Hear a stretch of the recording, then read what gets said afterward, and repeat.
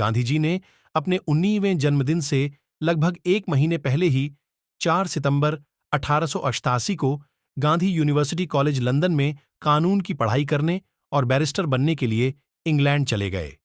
भारत छोड़ते समय जैन भिक्षु बेचारजी के समक्ष हिंदुओं को मांस, शराब तथा संकीर्ण विचारधारा को त्यागने के लिए अपनी अपनी माता जी को दिए गए एक वचन ने उनके शाही राजधानी लंदन में बिताए गए समय को काफी प्रभावित किया।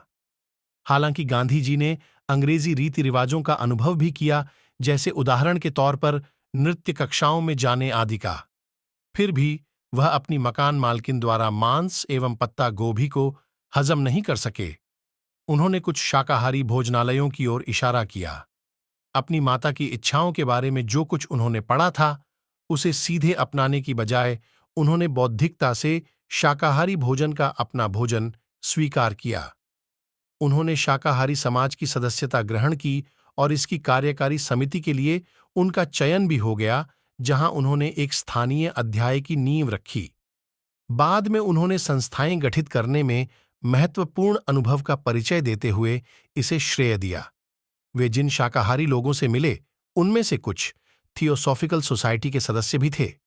इस सोसाइटी की स्थापना 1875 में विश्व बंधुत्व को प्रबल करने के लिए की गई थी और इसे बौद्ध धर्म एवं सनातन धर्म के साहित्य के अध्ययन के लिए समर्पित किया गया था। उन्होंने लोगों ने गांधी जी को श्रीमद् भगवद गीता पढ़ने के लिए प्रेरित किया। हिंदू, ईसाई, बौद्ध, इस्लाम और अन्य धर्मों के बारे में पढ़ने से पहले गांधी ने धर्म में विशेष रुचि नहीं दिखाई। इंग्लैंड और वेल्स बार एसोसिएशन में वापस बुलावे पर वे भारत लौट आए, किंतु बंबई में वकालत करने में उन्हें कोई खास सफलता नहीं मिली।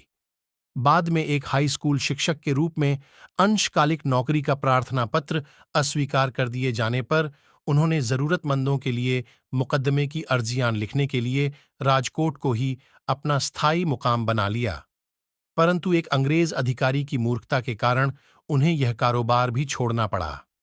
अपनी आत्मकथा में उन्होंने इस घटना का वर्णन अपने बड़े भाई की ओर से परोपकार की असफल कोशिश के रूप में किया है।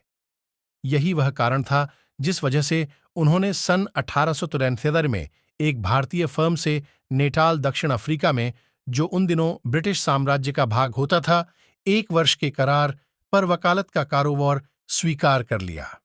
ऐसे ही रोचक कहानियां देखने के लिए कहानी देश की इस चैनल को सब्सक्राइब कीजिए